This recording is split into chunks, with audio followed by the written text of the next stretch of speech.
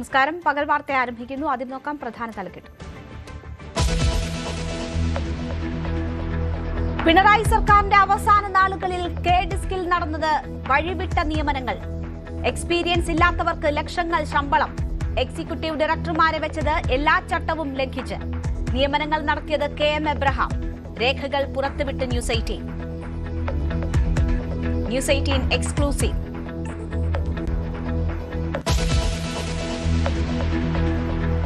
ബിജെപിയെ വെട്ടിലാക്കി വീണ്ടും ഫണ്ട് തട്ടിപ്പ് ആരോപണം.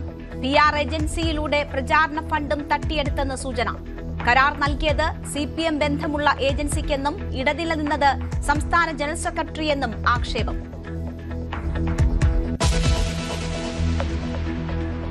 സ്വർണ്ണക്കൊള്ളക്കേസ് പ്രതിയായ കണ്ഠരര് രാജീവരെ മേൽശാന്തി നിയമന അഭിമുഖത്തിൽ നിന്ന് ഒഴിവാക്കിയേക്കും. ദേവസ്വം ബോർഡ് ഹൈക്കോടതിയുടെ അഭിപ്രായം തേടും. സ്പെഷ്യൽ കമ്മീഷണർ മുഖേന കോടതിയെ സമീപിക്കാൻ ധാരണ.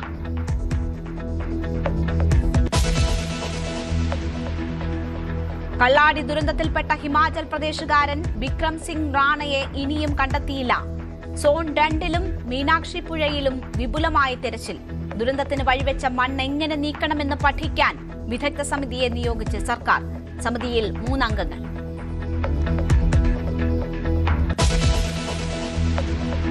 വീരമലക്കുന്നിന് സമാനമാണ് മട്ലായിക്കുന്നിലെയും ചട്ടഞ്ചാൽ ബേവിഞ്ചയിലെയും പ്രദേശം.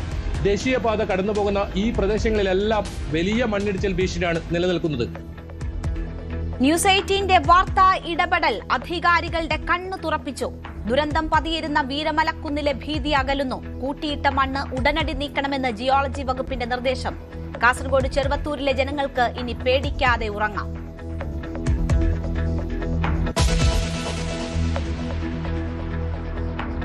മലപ്പുറത്ത് 5ാം ക്ലാസ്സുകാരിയോട് അധ്യാപകന്റെ കൊടും ക്രൂരത. ഹോംവർക്ക് ചെയ്യാത്തതിന് കൈ തല്ലിയൊടിച്ചു. ഒടിഞ്ഞ കൈകൊണ്ട് ബോർഡിൽ എഴുതിപ്പിച്ചു. മർദ്ദിച്ചത് കൽപ്പകഞ്ചേരി കല്ലിങ്ങൽ പറമ്പ് MSM ഹയർ സെക്കൻഡറി സ്കൂൾ അധ്യാപകൻ ബൽരാജ്. ബാലാവകാശ കമ്മീഷൻ കേസെടുത്തിട്ടും നടപടിയെടുക്കാതെ മാനേജ്മെന്റ്.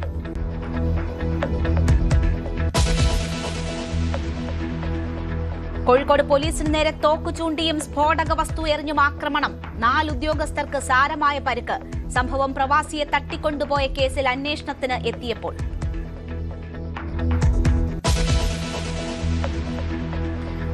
അനസ്തേഷ്യ പിഴവ് മൂലം 1.5 വയസ്സുകാരൻ മരിച്ചതിൽ ആശുപത്രിക്കെതിരെ പ്രതിഷേധം ശക്തം. പയ്യന്നൂർ ബേബി മെമ്മോറിയൽ ആശുപത്രിയിലെ ഉത്തരവാദികളായ മുഴുവൻ ഡോക്ടർമാർക്കെതിരെയും നടപടി വേണമെന്നാവശ്യം. കുട്ടി മരിച്ചത് ഇന്നലെ രാത്രി 9 മണിയോടെ. പണം കൊടുത്തില്ലെങ്കിൽ ചികിത്സിക്കില്ലെന്ന് പറഞ്ഞെന്ന് ബന്ധുക്കൾ.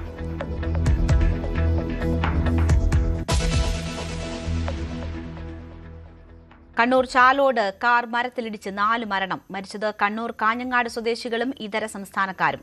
അപകടം ബംഗളൂരുവിൽ നിന്ന് കണ്ണൂരിൽ വിവാഹത്തിൽ പങ്കെടുക്കാനെത്തിയപ്പോൾ.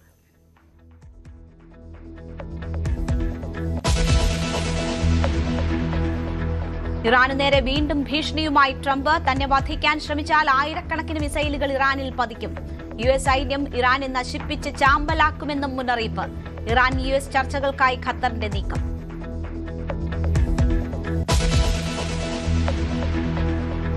നേട്ടമായി പ്രധാനമന്ത്രി നരേന്ദ്രമോദിയുടെ ത്രിരാഷ്ട്ര സന്ദർശനം. സുപ്രധാന കരാറുകളിൽ ഒപ്പിട്ടു. ഓസ്ട്രേലിയയിൽ നിന്ന് യുറേനിയം ഇറക്കുമതി ചെയ്യും. മോദി ഇന്ന് തിരികെ ഇന്ത്യയിലേക്ക്.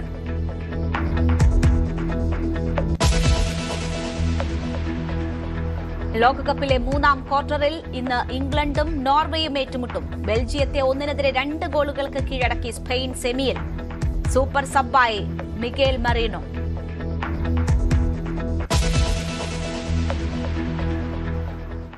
വാർത്തയിലേക്ക് വിശദമായി. കെ-ഡിസ്കിൽ വഴിവിട്ട നിയമനം. എക്സിക്യൂട്ടീവ് ഡയറക്ടർ നിയമനങ്ങളാണ് ക്രമവിരുദ്ധമായി നടത്തിയത്. ശമ്പളം 2.5 ലക്ഷം രൂപ വീതമുള്ള നിയമനങ്ങൾ കഴിഞ്ഞ സർക്കാരിന്റെ അവസാന കാലത്താണ് നടപ്പാക്കിയത്. 25 വർഷത്തെ പ്രവൃത്തി പരിചയം എന്ന നിർദ്ദേശം പാലിച്ചില്ല. മുഖ്യമന്ത്രി ചെയർമാനും ധനമന്ത്രി വൈസ് ചെയർമാനുമായ സ്ഥാപനത്തിലാണ് ഈ വഴിവിട്ട നിയമനങ്ങൾ നടന്നത്. ചട്ടവിരുദ്ധ നിയമനത്തിന്റെ രേഖകൾ ന്യൂസ് 18 ലഭിച്ചു. പരമ്പരാഗത തൊഴിൽ മേഖലകളിൽ നൂതന സാങ്കേതിക വിദ്യകൾ പ്രയോജനപ്പെടുത്തി തൊഴിൽ വിപ്ലവം സൃഷ്ടിക്കുക എന്ന ലക്ഷ്യത്തോടെ 2ാം പിണറായി സർക്കാരിന്റെ കാലത്ത് 2021 മെയ് മാസത്തിലാണ് കെ-ഡിസ്ക് അഥവാ Kerala development and innovation strategic council എന്ന ഉപദേശക സമിതിക്ക് രൂപം നൽകുന്നത്. ആ ഉപദേശക സമിതി 2024 എക്സിക്യൂട്ടീവ് ഡയറക്ടർ പദവിയിലേക്ക് നടത്തിയ നിയമനമാണിപ്പോൾ വിവാദത്തിലായിരിക്കുന്നത്. 3 പേരെയാണ്, റോബിൻ ടോമി, അതോടൊപ്പം സുദീപ് നായർ, മുഹമ്മദ് റിയാസ് എന്നീ 3 പേരെയാണ് എക്സിക്യൂട്ടീവ് ഡയറക്ടർമാരായി നിയമിച്ചത്. കെ ഡിസ്കിൻ്റെ തന്നെ റൂൾസ് ആൻഡ് റെഗുലേഷൻസ് മാനുവലിൽ വളരെ വ്യക്തമായി പറയുന്നത് 25 വർഷത്തെ പ്രവർത്തന പരിചയം ഈ അതത് മേഖലകളിൽ ഉള്ളവരെ മാത്രമേ എക്സിക്യൂട്ടീവ് ഡയറക്ടർമാരായി നിയോഗിക്കാൻ പാടുള്ളൂ എന്നാണ്. ആ വ്യവസ്ഥകൾ പൂർണ്ണമായി ലംഘിച്ചുകൊണ്ടാണ് ഈ 3 പേരുടെയും നിയമനം നടന്നിരിക്കുന്നത് എന്നാണ് ഈ വിവരങ്ങളിൽ കൃത്യമായി തന്നെ തെളിവുകളടക്കം പുറത്തു വന്നിരിക്കുന്നത്.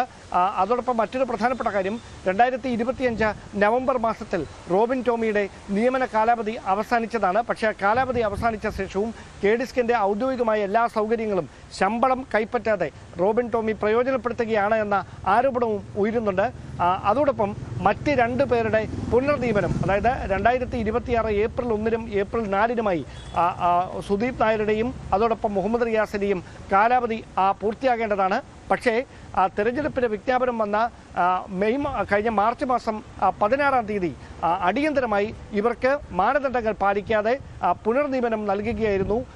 എക്സിക്യൂട്ടീവ് വൈസ് ചെയർമാനായ KM എബ്രഹാം എന്ന് വ്യക്തമാക്കുന്ന തെളിവുകൾ കൂടി പുറത്തു വന്നിട്ടുണ്ട്. അതായത് മാനദണ്ഡം അനുസരിച്ച് നിലവിൽ 1 വർഷത്തെ കരാർ അടിസ്ഥാനത്തിൽ ജോലി ചെയ്യുന്ന എക്സിക്യൂട്ടീവ് ഡയറക്ടർമാരുടെ പ്രവർത്തനം പൂർണ്ണമായി വിലയിരുത്തി പെർഫോമൻസ് അപ്രൈസൽ നടത്തിയ ശേഷം മാത്രമേ പുനർനിയമനം നൽകാൻ പാടുള്ളൂ എന്നാണ് നിയമം. ആ ചട്ടങ്ങൾ പൂർണ്ണമായി മറികടന്നുകൊണ്ടാണ് ഇവരുടെ കാലപരിധി അവസാനിക്കുന്നതിന് മുമ്പ് തന്നെ വീണ്ടും കഴിഞ്ഞ സർക്കാരിൻ്റെ അവസാന കാലത്ത് പുനർനിയമനം നൽകിയതെന്ന് വ്യക്തമാക്കുന്ന വിവരങ്ങളാണ് പുറത്തുവരുന്നത്. ഏറ്റവും സുപ്രധാനമായ കാര്യം, മുഖ്യമന്ത്രി ചെയർമാനും ധനകാര്യമന്ത്രി വൈസ് ചെയർമാനുമായിട്ടുള്ള ഒരു ഉന്നത സമിതിയാണിത്. അങ്ങനെയൊരു സമിതിയുടെ മുകൾത്തട്ടിൽ നടന്ന നിയമനങ്ങളാണ് ഇത്രയും നിയമവിരുദ്ധമാണ് എന്നതാണ് ഇതിൻ്റെ ഗൗരവം വർദ്ധിപ്പിക്കുന്നത്. മുഖ്യമന്ത്രിയെക്കാളേറെ ശമ്പളം പറ്റുന്ന, അതായത് 2,30,000-ന് മുകളിലാണ് എക്സിക്യൂട്ടീവ് ഡയറക്ടർമാരുടെ ശമ്പളം. അങ്ങനെ ശമ്പളം പറ്റുന്ന ഉദ്യോഗസ്ഥരെ നിയമിക്കുന്ന ഒരു മാനദണ്ഡങ്ങളാണ് പൂർണ്ണമായി കാറ്റിൽ പറത്തിയിരിക്കുന്നത് എന്ന തെളിവുകളടക്കമാണ് ന്യൂസ് 18 പുറത്തുവിട്ടിരിക്കുന്നത്. അങ്ങനെയെങ്കിൽ ഈ വിഷയവുമായി ബന്ധപ്പെട്ട് ഇതിനോടകം ലഭിച്ചിരിക്കുന്ന വിവരങ്ങളുടെ അടിസ്ഥാനത്തിൽ സമിതിയുടെ കെ ഡിസ്കിൻ്റെ ചെയർമാൻ കൂടിയായ മുഖ്യമന്ത്രി എന്ത് നിലപാട് സ്വീകരിക്കും എന്നതാണ് അറിയാനുള്ളത്. സംസ്ഥാന BJPയിൽ ഫണ്ട് തട്ടിപ്പ് ആരോപണം കൂടുതൽ കടുക്കുന്നു. പ്രചാരണ ഫണ്ടും തട്ടിച്ചുവെന്ന സൂചനകളാണ് പുറത്തുവരുന്നത്. PR ഏജൻസിക്കെതിരെയാണ് പരാതി. CPM ബന്ധമുള്ള ഏജൻസിക്കാണ് കരാർ നൽകിയതെന്ന ആരോപണവും ഉയരുന്നു. ഇടനില നിന്നത് സംസ്ഥാന ജനറൽ സെക്രട്ടറി എന്ന ആക്ഷേപവും ഉന്നയിക്കപ്പെടുന്നു. പലയിടത്തും പ്രചരണം പാതി വഴിയിൽ നിർത്തി. BJP തെരഞ്ഞെടുപ്പ് ഫണ്ട് തട്ടിപ്പിൽ പ്രചരണത്തിന് ലഭിച്ച കോടിക്കണക്കിന് രൂപയും വകമാറ്റി അല്ലെങ്കിൽ മറ്റു പോക്കറ്റുകളിലേക്ക് പോയി എന്ന വിമർശനമാണ് പാർട്ടിക്കുള്ളിൽ ഉയർന്നത്. ഒരു ഏജൻസി തന്നെ ഏതാണ്ട് 20ഓളം സ്ഥാനാർത്ഥികളുടെ PR ഏറ്റെടുത്തു. അത് 2 ഡസനിലേറെ സ്ഥാനാർത്ഥികളുണ്ട് എന്ന നേതാക്കൾ തന്നെ സമ്മതിക്കുന്നുണ്ട്. അതേറെയും അവർ ചെയ്തിട്ടുണ്ടെന്ന വിവരമാണ് ഇപ്പോൾ BJP കേന്ദ്രങ്ങളുമായി ബന്ധപ്പെടുമ്പോൾ ലഭിക്കുന്നത്. അതും CPM ബന്ധമുള്ള CPMന്റെ സഹയാത്രിക എന്ന് പലപ്പോഴും അറിയപ്പെട്ടിട്ടുള്ള ഒരു മുൻ മാധ്യമപ്രവർത്തകയാണ് ഈ PR ജോലികളെല്ലാം ഏറ്റെടുത്ത് ചെയ്തത്. എങ്ങനെയാണ് ഇവർക്ക് BJP ഇത്രയധികം സ്ഥാനാർത്ഥികളുടെ കരാർ ലഭിച്ചതെന്ന ചോദ്യം ആ ഘട്ടത്തിൽ തന്നെ BJP കേന്ദ്രങ്ങളിൽ ഉയർന്നു വന്നിരുന്നു. വലിയ വിമർശനം ഉയർന്നു വന്നു. ഈ ഏറ്റെടുത്ത കരാറുകൾ പലതും പാതി വഴിയിൽ ഉപേക്ഷിക്കപ്പെട്ടു. ലക്ഷക്കണക്കിന് രൂപ കൈപ്പറ്റിയ ശേഷമാണ് അത് ഉപേക്ഷിക്കപ്പെട്ടത്. കാട്ടാക്കടയിൽ PK കൃഷ്ണദാസിന്റെ പ്രചരണത്തിന് വേണ്ടി 8 ദിവസം കൊണ്ട് 13 ലക്ഷം രൂപ ഏജൻസിക്ക് നൽകിയെന്നാണ് അദ്ദേഹത്തിന്റെ ഓഫീസുമായി ബന്ധപ്പെട്ട കേന്ദ്രങ്ങൾ നൽകുന്ന സൂചന. കാസർഗോഡ് പകുതിക്ക് വെച്ച് ഇവർ PR പ്രവർത്തനം നിർത്തിപ്പോയി. മറ്റു പല മണ്ഡലങ്ങളിലും പ്രധാനപ്പെട്ട സ്ഥാനാർത്ഥികളുടെ PR പ്രവർത്തനങ്ങൾ ഏറ്റെടുത്ത ഏജൻസിയാണത്. എന്നാൽ അത് പൂർത്തീകരിക്കാൻ കഴിഞ്ഞില്ല. വേണ്ട വിധം ഈ നൽകിയ പണത്തിനനുസരിച്ച് കരാർ ചെയ്തില്ല എന്ന വിമർശനമാണ് BJP ഉയർന്നത്. ഇത് ഒരു സംസ്ഥാന ജനറൽ സെക്രട്ടറി, മലബാർ കേന്ദ്രീകരിച്ച് പ്രവർത്തിക്കുന്ന സംസ്ഥാന ജനറൽ സെക്രട്ടറിയാണ് ഇവരെ BJPയുമായി അടുപ്പിച്ചത്. നേരത്തെ വടകരയിൽ KK ശൈലജ ലോക്സഭയിലേക്ക് മത്സരിക്കുമ്പോൾ അവരുടെ PR ഏറ്റെടുത്ത അതേ സ്ഥാപനം തന്നെയാണ് BJPയുടെ PR പ്രവർത്തനങ്ങളും ഏറ്റെടുത്തത്. അന്ന് തന്നെ BJPയിൽ വലിയ ആശ്ചര്യം ഉണ്ടാക്കിയിരുന്നു, വലിയ ചർച്ചയായിരുന്നു. അതിനു മുമ്പ് തന്നെ BJPയുടെ പ്രധാനപ്പെട്ട നേതാവിന്റെ നിയമസഭാ തെരഞ്ഞെടുപ്പിൽ ഇവർ പ്രചരണം ഏറ്റെടുത്തിരുന്നു. അങ്ങനെ മറ്റ് താല്പര്യങ്ങളുള്ള ആളുകളെ എങ്ങനെ BJPയുടെ പ്രചരണ രംഗത്തേക്ക് കൊണ്ടുവന്നു, എന്താണ് ഇവിടെ നടന്നത്, ഈ പണം പൂർണ്ണമായും പ്രചരണ രംഗത്ത് ഏജൻസി കൊണ്ടുപോയതാണോ അല്ലെങ്കിൽ ഇടനില നിന്ന നേതാക്കൾക്കും അവരുടെ അനുയായികൾക്കും ഒക്കെ ഇതിൽ പങ്കുണ്ടോ എന്ന സംശയമൊക്കെ BJPയിൽ ഉയർന്നു വരുന്നുണ്ട്. ഇത്തരം കാര്യങ്ങളും BJPയുടെ സംസ്ഥാന നേതൃത്വം പരിശോധിക്കുന്നുണ്ട് എന്നാണ് നമുക്ക് ലഭിക്കുന്ന വിശ്വസനീയമായ സൂചനകൾ.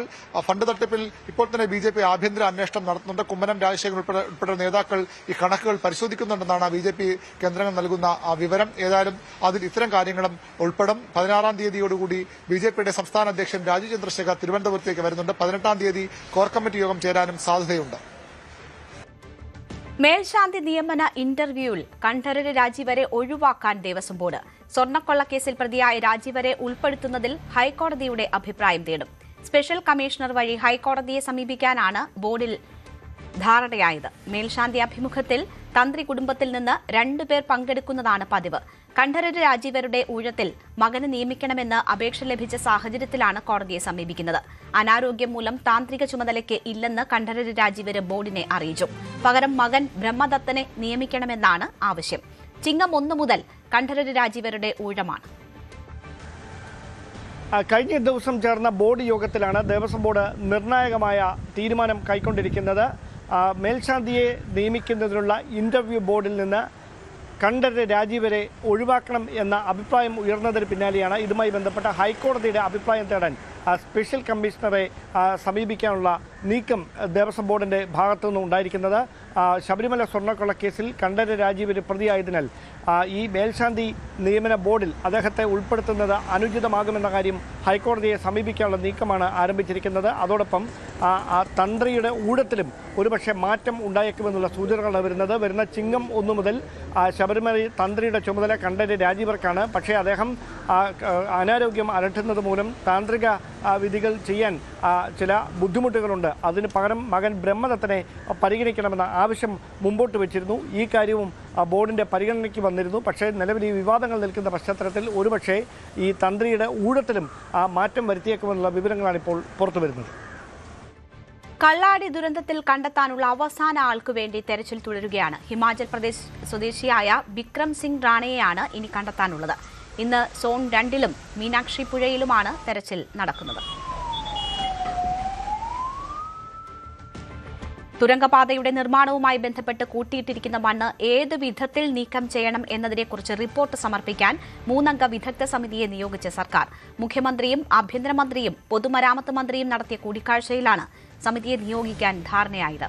Kozhikode NIT professor doctor Santhosh G Thampi, പരിസ്ഥിതി directorate engineer doctor Jude, NCESS പ്രതിനിധി എന്നിവരാണ് സമിതി അംഗങ്ങൾ. ഈ സമിതി സ്ഥലം സന്ദർശിച്ച് അടിയന്തരമായി റിപ്പോർട്ട് നൽകാൻ സർക്കാർ നിർദ്ദേശിച്ചു. സമിതിക്ക് ആവശ്യമായ എല്ലാ സഹായങ്ങളും നൽകാൻ വയനാട് ജില്ലാ കളക്ടറെ ചുമതലപ്പെടുത്തി. കാസർഗോഡ് ചെറുവത്തൂർ വീരമലക്കുന്നിന് മുകളിൽ അപകടകരമാം വിധം കൂട്ടിയിട്ട മൺകൂന നീക്കം ചെയ്യാൻ ജിയോളജി വകുപ്പിന്റെ ഉത്തരവ്. 6 വരി ദേശീയപാത നിർമ്മാണത്തിന്റെ ഭാഗമായി കരാർ കമ്പനിയാണ് അശാസ്ത്രീയമായ രീതിയിൽ മണ്ണ് നിക്ഷേപിച്ചത്. കാലവർഷം കനത്തതോടെ പ്രദേശത്ത് മണ്ണിടിച്ചിൽ ഭീഷണി നിലനിൽക്കുന്നത് സംബന്ധിച്ച് കഴിഞ്ഞ ദിവസം ന്യൂസ് 18 വാർത്ത റിപ്പോർട്ട് ചെയ്തിരുന്നു. കണ്ണൂർ കാസർഗോഡ് ദേശീയപാതയിൽ ചെറുവത്തൂരിന് സമീപം വീരമലക്കുന്നിലാണ് മണ്ണിടിച്ചൽ ഭീഷണി നിലനിൽക്കുന്നത്. 6 വരി ദേശീയപാത നിർമ്മാണത്തിന്റെ ഭാഗമായി കരാർ കമ്പനി അശാസ്ത്രീയമായ രീതിയിൽ കുന്നിടിച്ചതാണ് അപകട ഭീഷണിക്ക് കാരണം. കുന്നിടിച്ച് നീക്കം ചെയ്ത മണ്ണുകൾ മലയുടെ മുകളിലാണ് നിക്ഷേപിച്ചത്. ഇത്തരത്തിൽ അനധികൃതമായി നിക്ഷേപിച്ച മണ്ണുകൾ അടിയന്തരമായി നീക്കം ചെയ്യാനാണ് ജിയോളജി വകുപ്പ് കരാർ കമ്പനി അധികൃതർക്ക് നിർദ്ദേശം നൽകിയിരിക്കുന്നത്. ഇതേ തുടർന്ന് JCB ഉപയോഗിച്ച് മൺകൂനകൾ നിരപ്പാക്കുന്ന പ്രവൃത്തികൾ ആരംഭിച്ചിട്ടുണ്ട്.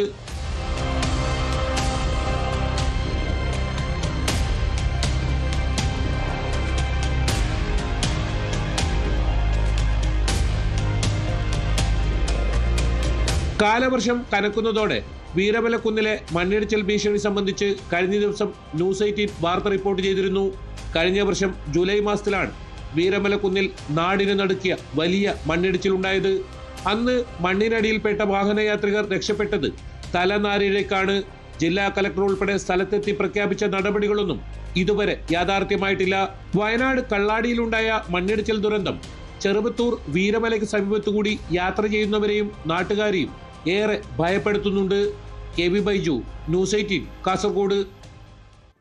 നിരവധി കുടുംബങ്ങൾക്ക് ഭീതി പടർത്തി എപ്പോൾ വേണമെങ്കിലും നിലം പൊത്താവുന്ന വിധം അടർന്നു മാറിയ കൂറ്റൻ പാറ നെടുങ്കണ്ടം ഗ്രാമപഞ്ചായത്ത് 1-ാം വാർഡിലാണ് പൊന്നാമലയിൽ പാറ അപകടാവസ്ഥയിൽ നിലകൊള്ളുന്നത്. തഹസിൽദാർ ഉൾപ്പെടെയുള്ള റവന്യൂ അധികൃതർ സ്ഥലം സന്ദർശിച്ച് അപകടാവസ്ഥ ബോധ്യപ്പെട്ടെങ്കിലും നടപടി സ്വീകരിക്കുന്നില്ല എന്നാണ് നാട്ടുകാരുടെ പരാതി. കഴിഞ്ഞ ദിവസമാണ് കൂറ്റൻപാറ അടർന്നു മാറിയത്. പ്രദേശത്ത് മരക്കുറ്റിയിൽ തടഞ്ഞു നിൽക്കുന്ന നിലയിലാണ് നിലവിൽ പാറയുള്ളത്. പാറ സ്ഥിതി ചെയ്യുന്നതിന് താഴ്ഭാഗത്തായി കാര്യത്തോട് വരെ 100 കണക്കിന് കുടുംബങ്ങളാണ് താമസിക്കുന്നത്.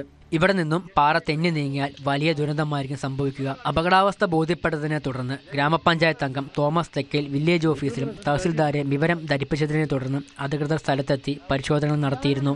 വലിയ അപകടാവസ്ഥയിലാണ് പാറ നിലകൊള്ളുന്നതെന്നും അടിയന്തര നടപടി സ്വീകരിക്കുമെന്നും റവന്യൂ അധികൃതർ നാട്ടുകാർക്ക് ഉറപ്പ് നൽകി മടങ്ങുകയും ചെയ്തു.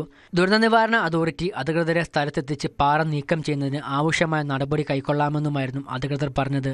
എന്നാൽ പിന്നീട് ജനപ്രതിനിധികളെ വിളിച്ചിട്ട് പോലും ഫോൺ എടുക്കാൻ തഹസിൽദാർ തയ്യാറാകുന്നില്ലെന്നാണ് ഉയരുന്ന ആക്ഷേപം. വലിയ ചെങ്കുത്തായ ഒരു പ്രദേശമാണ്. ആ പ്രദേശത്ത് ഏറ്റവും മുകളിലായി ഈ പാറ ഇങ്ങനെ വീണ്ടിരിക്കുന്നു. അത് മുൻ വർഷങ്ങളിലൊക്കെ അത് ഒന്നിച്ച് ഇരുന്ന പാറയാണ്. ഇപ്പോൾ അത് രണ്ടായി പിളർന്ന ഒരു ഭാഗം താഴേക്ക് മറിഞ്ഞ് ഒരു ഇട്ടിയുടെ ഒരു ചെറിയൊരു കുറ്റിയിലാണ് ഇപ്പോൾ അത് തടഞ്ഞിരിക്കുന്നത്. അത് പോയാൽ ഇതിന് എന്തൊക്കെ നാശനഷ്ടങ്ങൾ ഉണ്ടാകും എന്ന്, എന്തൊക്കെ ദുരിതങ്ങൾ ഉണ്ടാകുമെന്ന് നമുക്ക് പറയാൻ കഴിയില്ല. അതുകൊണ്ട് അടിയന്തരമായി ഗവൺമെന്റിന്റെ ശ്രദ്ധ ഈ കാര്യത്തിലുണ്ടാകുകയും വേണ്ട നടപടികൾ സ്വീകരിക്കുകയും ചെയ്യണം. അടിയന്തരമായി ജനങ്ങൾക്ക് സുരക്ഷ ഒരുക്കുവാൻ ജില്ലാ ഭരണകൂടം തയ്യാറാകണമെന്നാണ് നാട്ടുകാരുടെ ആവശ്യം. ന്യൂസ് 18 ഇടുക്കി. പയ്യന്നൂരിൽ അനസ്തേഷ്യ പിഴവ് കാരണം 1.5 വയസ്സുകാരൻ മരിച്ച സംഭവത്തിൽ പ്രതിഷേധം ശക്തമാക്കാൻ കുടുംബം. ഉത്തരവാദികളായ ബേബി മെമ്മോറിയൽ ആശുപത്രി മാനേജ്മെന്റിനും ഡോക്ടർമാർക്കുമെതിരെ നടപടി വേണമെന്നാണ് ആവശ്യം. കുട്ടിയുടെ മുറിവ് ഉണങ്ങിയ നിലയിലായിരുന്നു. അനസ്തേഷ്യ നൽകേണ്ട അടിയന്തര സാഹചര്യം എന്തെന്നും ചോദ്യമുയരുന്നു. 18,000 രൂപ നൽകിയാൽ മാത്രമേ ചികിത്സിക്കൂ എന്ന് ഡോക്ടർ പറഞ്ഞുവെന്നും ബന്ധുക്കൾ ആരോപിക്കുന്നു. പോസ്റ്റ്മോർട്ടം നടപടികൾ പരിയാരം മെഡിക്കൽ കോളേജ് ആശുപത്രിയിൽ പൂർത്തിയായി. ഈ ഡോക്ടർ പറഞ്ഞ ഈ തുന്നണ്ട ഡോക്ടർ പറഞ്ഞതെന്ന് പറഞ്ഞാൽ ഞാൻ അങ്ങോട്ട് വരണമെങ്കിൽ 18,000 രൂപ എൻ്റെ ഫീസാവുന്നതെന്ന് പറഞ്ഞത്. ഈ 2 സ്റ്റിച്ച് ഇടാൻ വേണ്ടിയിട്ട് 18,000 രൂപ ഫീസാവുന്നതെന്ന് എൻ്റെ മരുവൻ ഈ കുഞ്ഞിലെ അച്ഛനോട് പറഞ്ഞത്. 3 വയസ്സുള്ള കുട്ടിക്കെങ്കിലും മിനിമം ചെറിയൊരു ഡോസിലാണ് അനസ്തേഷ്യ കൊടുക്കാറുള്ളൂ പോലും. അപ്പം ഇതിപ്പം പ്രീമച്യൂർഡ് ബേബിയാണ്, മാത്രമല്ല 1.5 വയസ്സുള്ള ബേബിയാണെന്ന് ഇവർക്കും അറിയാം. പിന്നെ എന്തുകൊണ്ടാണ് ഇങ്ങനെ ഒരു ഇതിൽ ഡോസിൽ അനസ്തേഷ്യ കൊടുത്തതാണെന്നാണ് ഞങ്ങളുടെ ചോദ്യം. പിഴവ് സംഭവിച്ചു. കാരണം അവരെ ഭാഗത്തു നിന്നുള്ള കുറച്ച് ഡോസ് കൂടിപ്പോയ കാര്യം അവർ സംഭവിച്ചല്ലോ.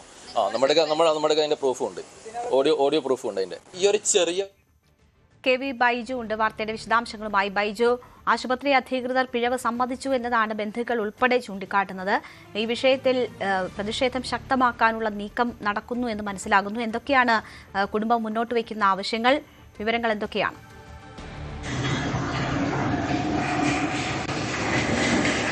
രേണുക, ദേവാൻഷ് എന്ന് പറയുന്ന 1.5 വയസ്സുകാരന്റെ മരണത്തിൽ അതീവ ദുഃഖത്തിലാണ് ഒരു നാട് മുഴുവൻ. ഇതിനിടയിലാണ് ചികിത്സാ പിഴവ് എന്നാണ് ആദ്യം പറഞ്ഞതെങ്കിൽ അതിനും അപ്പുറം ഗൗരവമായ ആരോപണമാണ് ഇപ്പോൾ കുടുംബം ഉന്നയിക്കുന്നത്. അതായത് പണം, അതായത് സാമ്പത്തിക ലാഭം ഈ ഒരു ആശുപത്രി ലക്ഷ്യമിട്ട് തങ്ങളുടെ കുട്ടിക്ക് ഇത്തരത്തിലുള്ള ഒരു ഗതി വരുത്തി എന്ന രീതിയിലാണ് ഇപ്പോൾ ഇവരുടെ ആരോപണമുള്ളത്. വളരെ ഗുരുതരമായ ആരോപണം ഇവർ ഉന്നയിക്കുന്നു. അത് കൂടുതൽ പണം ആശുപത്രി അധികൃതർ ആവശ്യപ്പെട്ടു. മാത്രമല്ല, ഈ കുഞ്ഞിന്, ഈ ചെറിയ പരിക്ക് മാത്രമായി വന്ന ഒരു കുഞ്ഞിന് ഇത്രത്തോളം ഒരു അനസ്തേഷ്യ നൽകി സർജറി ചെയ്യേണ്ട ഒരു ആവശ്യം എന്തായിരുന്നു എന്നാണ് കുടുംബം ചോദിക്കുന്നത്. അത് മാത്രമല്ല, ഇങ്ങനെ ഒരു അനസ്തേഷ്യ നൽകുന്ന സമയത്ത് അത് ഈ ഒരു കുടുംബത്തെ അറിയിച്ചില്ല തുടങ്ങിയ നിരവധി ആരോപണങ്ങൾ ഇവർ ഉന്നയിച്ചിട്ടുണ്ട്. ഏതായാലും വലിയ പ്രതിഷേധമാണ് ഇതിനെതിരെ ഉയരുന്നത്. ഇപ്പോൾ പോസ്റ്റ്മോർട്ടം നടപടികൾ പരിയാരം മെഡിക്കൽ കോളേജിൽ പൂർത്തിയായിട്ടുണ്ട്. അല്പസമയത്തിനകം തന്നെ ഈ കുട്ടിയുടെ മൃതദേഹം ബന്ധുക്കൾക്ക് വിട്ടു നൽകും.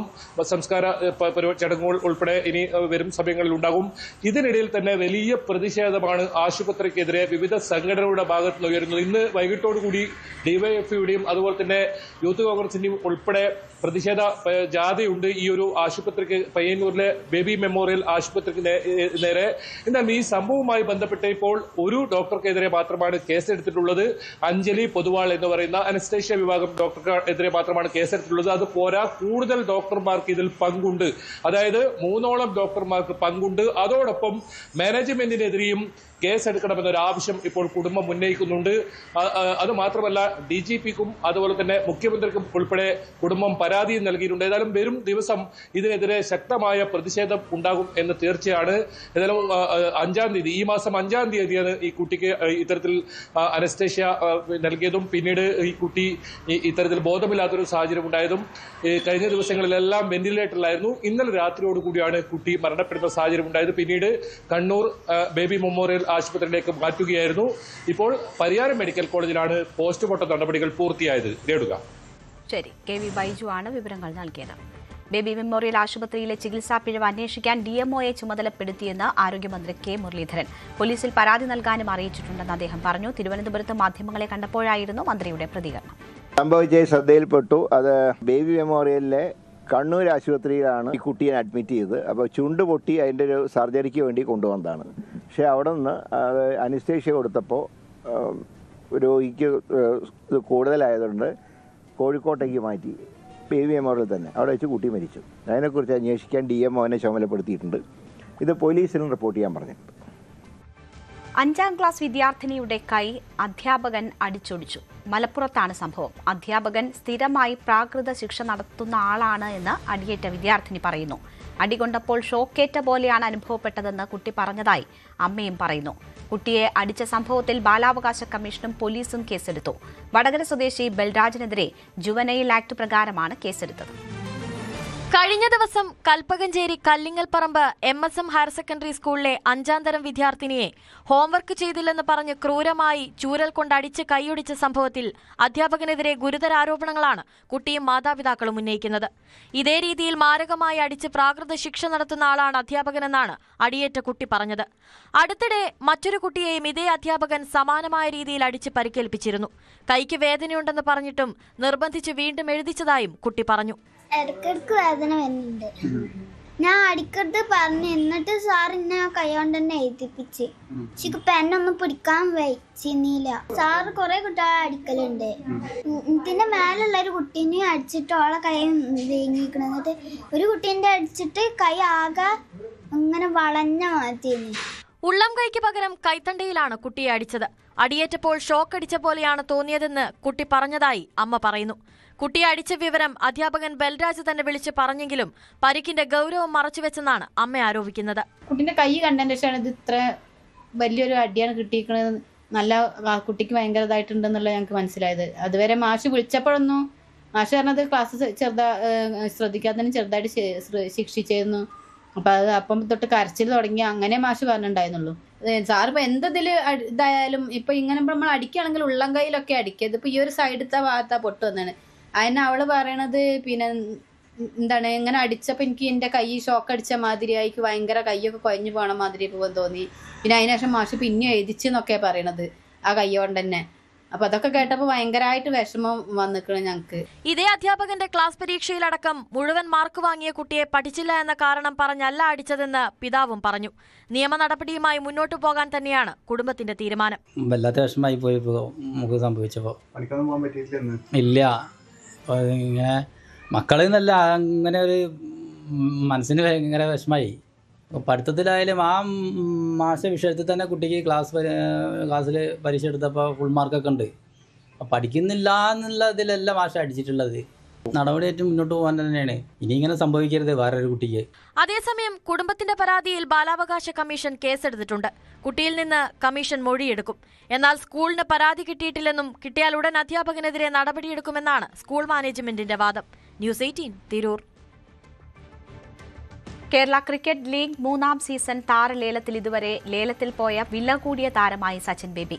10 ലക്ഷം രൂപയ്ക്ക് ആലപ്പി റിപ്പിൾസ് ആണ് മുൻ കേരള ക്യാപ്റ്റനെ സ്വന്തമാക്കിയത്.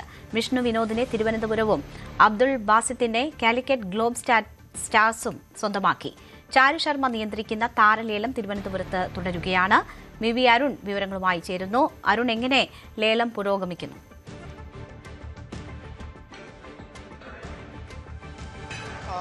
താരലേലം തുടരുകയാണ്. ഇപ്പോൾ തിരുവനന്തപുരം അദാനി ട്രിവാൻഡ്രം ബ്രോവേഴ്സിന്റെ സഹോടമ കൂടിയായ കീർത്തി സുരേഷ് ഇവിടെ മാധ്യമങ്ങളെ കാണുന്നുണ്ട്. എങ്ങനെയുണ്ട് കീർത്തി, ഇതുവരെ ലേലം എങ്ങനെയുണ്ട്? ഇതുവരെ നന്നായിട്ടുണ്ട്. എല്ലാവർക്കും നമസ്കാരം.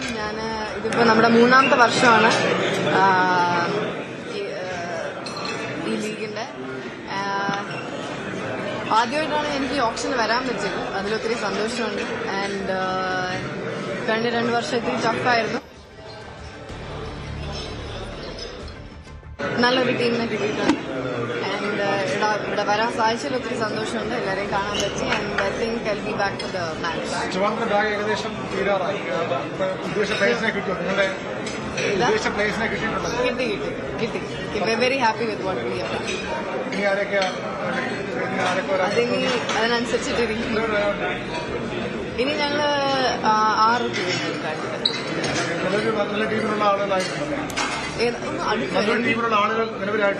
അതെ അതെ നല്ലതായിട്ട്. So right now very happy and satisfied ആണ്. നിങ്ങളൊന്ന് അടുത്ത് വരും, കേൾക്കുന്നില്ല.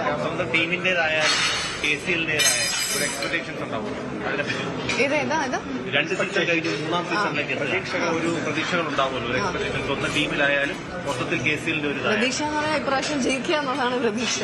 പിന്നെ and every time I think ഓരോ വർഷം കൂടുന്തോറും it's getting better and better. അത് ടീമായാലും ഇതിന് ഓർഗനൈസ് ചെയ്യുന്ന രീതിയായാലും everything. So big thanks to KCA for doing this. ഇനിയും ഇത് വലുതാവാൻ പോവാണ്. സോ തേർഡ് ഇയറിൽ I think it's going to be really nice. Cricket ആണെങ്കിലും ലോകം മൊത്തം ഫുട്ബോൾ ഫീവറിലാണ്. വേൾഡ് കപ്പ് ഫുട്ബോളൊക്കെ കാണാറുണ്ടോ? ഉണ്ട്. എൻ്റെ ഹസ്ബൻഡ് വലിയൊരു ഫാനാണ് മെസ്സിയുടെ. സോ അവിടുന്ന് ഞാനും കാണുന്നുണ്ട്. ഏത് ടീമാണ് സപ്പോർട്ട് ചെയ്യുന്നത്? അർജന്റീനയാണ്. എന്താ കാരണം? ഹസ്ബൻഡിന്റെ മെസ്സി ഫാൻ. നാളത്തെ മാച്ച് ഉണ്ട് രാവിലെ 6:30. ഈ അർജന്റീനയ്ക്ക് മെസ്സിക്കെതിരെ ബാക്കി എല്ലാ ടീമുകളും ഒന്നിച്ചു ചേർന്ന് വലിയ ആക്രമണം നടത്തുന്നതിന് വലിയ പരാതിയുണ്ട്. എനിക്ക് അങ്ങനെ തോന്നിയിട്ടുണ്ടോ? ഞാൻ ആ മാച്ച് കണ്ടായിരുന്നു. അല്ല, മത്സരത്തിലല്ല, മൊത്തത്തിൽ ഫാൻസേ അർജന്റീന ഫാൻസിനെതിരെ ചെറിയൊരു സിറ്റുവേഷൻ ഉണ്ട്. ഒരു സൈഡിൽ അർജന്റീനയും മെസ്സിയും, ബാക്കി എല്ലാ ടീമുകളും ഒരു സൈഡാവും. പ്രത്യേകിച്ച് പുറത്തുപോയ ടീമുകളൊക്കെ ബ്രസീലും. അതങ്ങനെ ഉണ്ടാവും. He's a legend, he's a star. അപ്പൊ എന്തായാലും ആൾക്കാരെ പറയുള്ളൂ. I am not sure. ഞാനൊരു ഫാനാണ്, മെസ്സി ഫാനാണ്. സോ ഐ കാൻറ്റ് അടിക്കണം ആഗ്രഹമുണ്ട്. ഞാനിപ്പം കുറേ മാച്ചസ് കണ്ടായിരുന്നു, കാണാൻ പറ്റുന്ന മാച്ചസ് കണ്ടായിരുന്നു. ഈ ലാസ്റ്റ് അർജന്റീന മാച്ചും കണ്ടായിരുന്നു. നാളത്തെ ഒരു മാച്ചുണ്ട്, അതും കാണാം. ഫോളോ ചെയ്യുന്നുണ്ട്.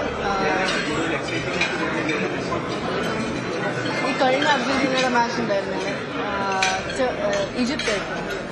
അത് ഭയങ്കര വയസ്സിൽ ഇങ്ങനെ ഒരു performance I think is A legend. ആ കഴിഞ്ഞ മാച്ച് കണ്ടപ്പോഴും ആ അർജന്റീന ഈജിപ്റ്റ് മാച്ച് കണ്ടപ്പോഴും തോന്നിയത് it was A very very very interesting match. കയ്യിൽ നിന്ന് പോവോ എന്ന് വിചാരിക്കുന്ന സമയത്ത് he came and he scored I think 2 goals. Messi is Messi. Okay, thank you. Yeah, thank you.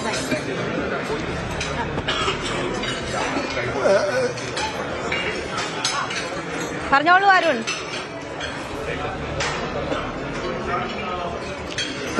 ക്രിക്കറ്റാണ്. ക്രിക്കറ്റ് KCLന്റെ ലേലമാണ്. പക്ഷെ അപ്പോഴും ഫുട്ബോൾ ജുറത്തിലാണ് ലോകം. അതുകൊണ്ട് തന്നെ മെസ്സിയോടുള്ള ആരാധനയും ഒക്കെ ഇപ്പോൾ കീർത്തി സുരേഷ് പങ്കുവയ്ക്കുന്നത്. ഏതായാലും താരലേലം തുടരുകയാണ്. നിലവിൽ സച്ചിൻ ബേബിയാണ് കേരളത്തിലെ ഏറ്റവും പ്രധാനപ്പെട്ട താരം. സച്ചിൻ ബേബിയാണ് ഇതുവരെ ലേലത്തിൽ പോയത് ഏറ്റവും വിലപിടിപ്പുള്ള താരം.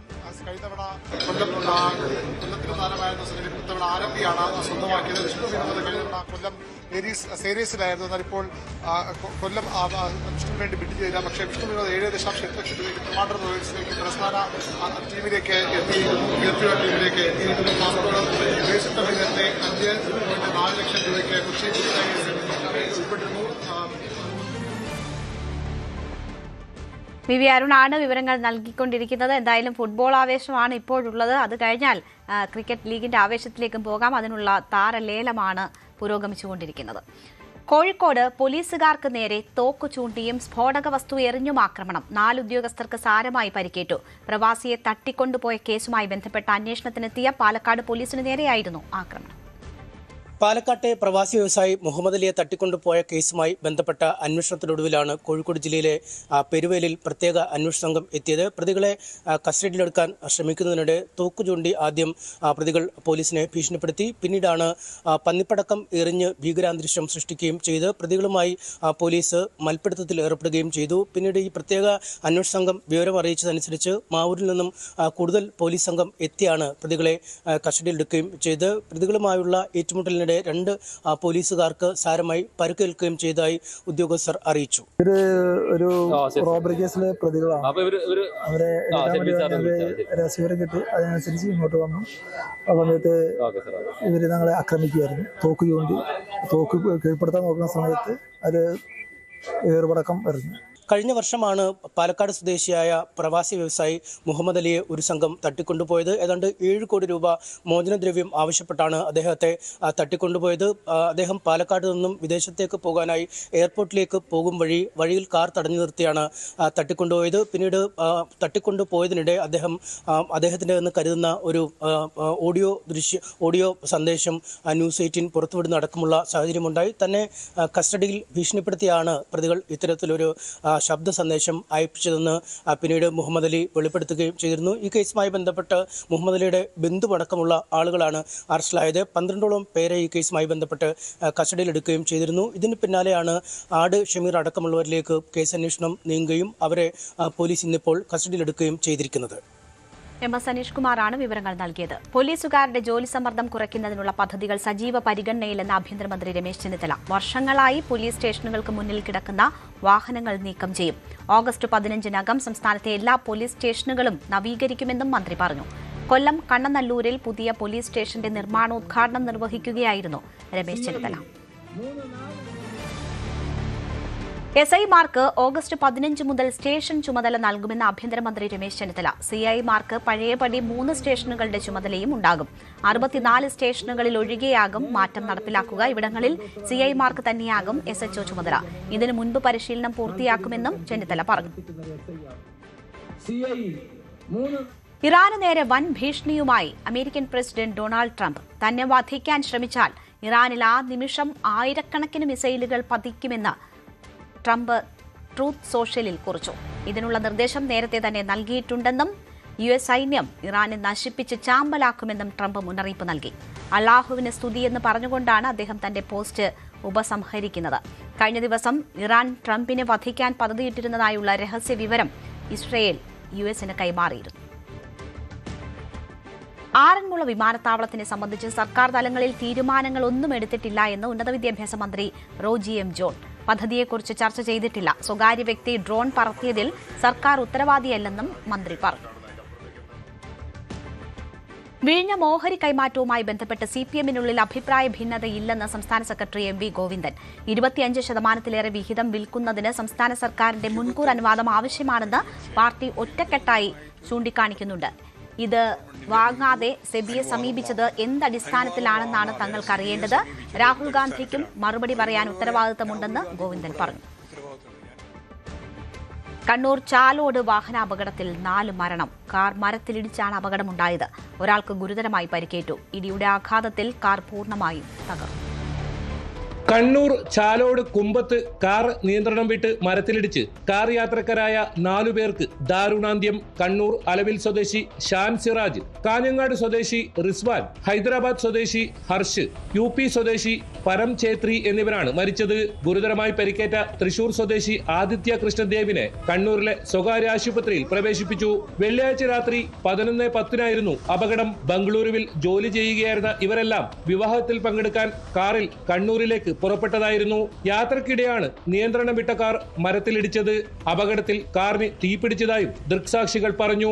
മട്ടന്നൂരിൽ നിന്നെത്തിയ അഗ്നിശമന വിഭാഗവും നാട്ടുകാരും പോലീസും ചേർന്നാണ് പരിക്കേറ്റവരെ കണ്ണൂരിലെ വിവിധ ആശുപത്രികളിൽ എത്തിച്ചത്. ഒരാൾ അപകട സ്ഥലത്ത് വെച്ച് തന്നെ മരിച്ചു. ഇൻക്വസ്റ്റും പോസ്റ്റ്മോർട്ടത്തിന് ശേഷം മൃതദേഹങ്ങൾ ബന്ധുക്കൾക്ക് വിട്ടുനൽകും. ന്യൂസ് 18 കണ്ണൂർ. ഇടുക്കി അടിമാലിയിൽ സ്കൂട്ടർ മറിഞ്ഞ നഴ്സിന് പരിക്ക്. കുമളി ദേശീയപാതയിൽ വാഴത്തോപ്പ് പള്ളിക്കവലയ്ക്ക് സമീപത്തായിരുന്നു അപകടം. കൊല്ലം കുളത്തുപുഴ സ്വദേശി ബിൻസിക്കാണ് പരിക്കേറ്റത്. 16-ാം ഘട്ടം സാമൂഹ്യാരോഗ്യ കേന്ദ്രത്തിലെ ജീവനക്കാരിയാണ് ഇവർ. അമിത വേഗത്തിൽ വന്ന സ്കൂട്ടർ ബസിനെ മറികടക്കുന്നതിനിടെ എതിരെ വന്ന വാഹനം കണ്ട് വെട്ടിച്ചു മാറ്റിയപ്പോഴാണ് തെന്നി വീണത്. ഒപ്പമുണ്ടായിരുന്ന ഡോക്ടർ വിനീത് പരിക്കേൽക്കാതെ രക്ഷപ്പെട്ടു. ബസിനടിയിലേക്ക് വീണ യുവതി അത്ഭുതകരമായാണ് രക്ഷപ്പെട്ടത്. ഇടുപ്പെല്ലിന് പരിക്കേറ്റ ബിൻസിയെ മെഡിക്കൽ കോളേജ് ആശുപത്രിയിൽ പ്രവേശിപ്പിച്ചുവെങ്കിലും പിന്നീട് തൊടുപുഴയിലേക്ക് മാറ്റി. ഇടുക്കി പോലീസ് സ്ഥലത്തെത്തി തുടർ നടപടി സ്വീകരിച്ചിട്ടുണ്ട്.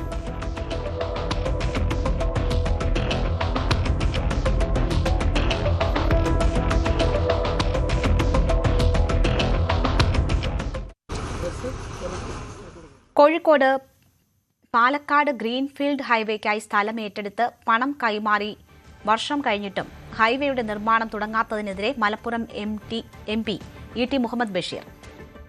NHAIയുടെ അനാസ്ഥയും താൽപര്യക്കുറവുമാണ് പദ്ധതി വൈകിപ്പിക്കുന്നത്. ഇനിയും വൈകിയാൽ ചെലവ് ഇരട്ടിയാകും. പദ്ധതിക്കായി ഏറ്റെടുത്ത സ്ഥലത്തെ വീടുകളിലും കെട്ടിടങ്ങളിലും നിയമവിരുദ്ധ പ്രവർത്തനങ്ങൾ നടക്കുന്നത് പതിവാണ്.